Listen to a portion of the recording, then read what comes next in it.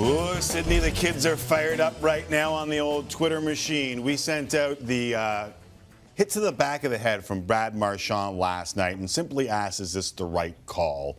He wasn't suspended, he wasn't fined, he wasn't penalized on the play. Daniel Stoddart wrote in and said, no, that was a vicious hit on an unsuspecting player's head. Don't do it again, doesn't cut it. People are fired up, probably because it's Brad Marchand. Yeah. But people are fired up. All right, here with the message to those who are fired up is Brian Burke, Sportsnet hockey analyst, joining us from the CBC building. Brian, it's great to see you. Your reaction to people who were angered a great deal by that last night is what? What would you say to said people? Well, first off, I think the league got it right. This is not an action that warranted supplementary discipline, not a fine, certainly not a suspension. If this were Joe Smith, no one would be upset about it, but it's Brad Marchand. And the league has taken the position that when they analyze a hit itself, the actual act itself, they don't look at the name on the back of the sweater. So you're not, the prior convictions, if you will, the repeat offender status, that only kicks in if they feel that action, that hit is worthy of a suspension. Then the wheels to start turning on repeat offenders. I don't know how you can call this a vicious hit. I'll show you a vicious hit if you want. This is, as I said earlier on TV, this is like when you were a kid and you're in the grocery store, you're being a jerk and your dad kind of cuffs you upside the head. No one can do it anymore. I know I'm going to get all kinds of emails. You can't hit your children. But when I was a kid, you got hit, you get a little whang off the top of the head, a little cuff, and smarten up, kid. That's what this was. It's nothing. And, you know, this would shock people to know. When I did supplementary discipline for the NHL, the agreement we had with the union was a cut under 10 stitches was considered a shaving cut, not actionable unless there was something else that warranted. But clipping a guy with a stick and cutting him for 10 or fewer stitches, shaving cut. These guys are tough.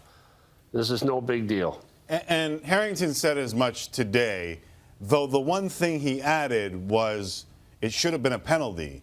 The other people that are weighing in on this, and myself included, how do 4 officials miss that and not penalize it on the ice? Should that be the conversation? And when you were doing supplemental discipline, would you ever call the refs and go, like, what are you doing? You're putting me in a spot where this is going to go unpunished. They're in a scrum. The 4 officials, it's not like they're watching birds. They're watching a scrum. And if you watch, Brad actually takes a little look around to see if anyone's looking and cuffs the guy. It's no big deal. I would say to Scott Harrington, it's a minor penalty, I guess.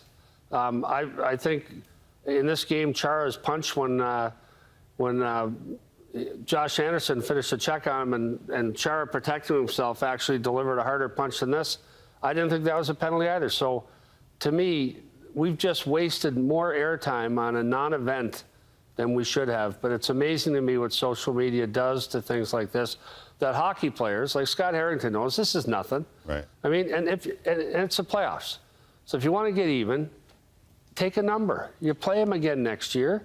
He's not afraid of anybody. He's not going to hide from you. Find him next year and sort it out. So the part that you like about this, Brian, and I get the sense that there is some sort of enjoyment, and I remember the truculence line, is that this brings added intensity to the series?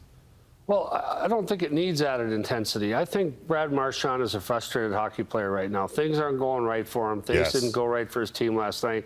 He's frustrated. This is a guy, whether you like him or not, he's a really good hockey player. He's really competitive. It's clear to me he's frustrated. So no big deal. Play on. Okay. Excuse me, guys. No problem at all. Are you kidding?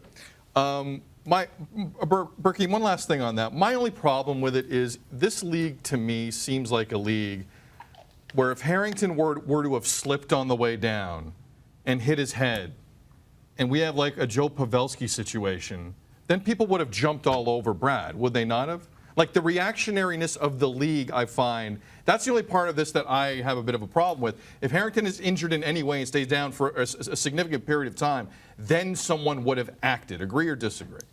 Well, it's a different set of facts in that case. This is a little tap, but if it turns into something more serious, then the league has to act on it. You take the consequences of your action into account. So, yeah, they might have reacted differently, but then, I mean, if it's a hypothetical, and hypotheticals, as any lawyer will tell you, You can make any case with a hypothetical. It didn't happen. Move on.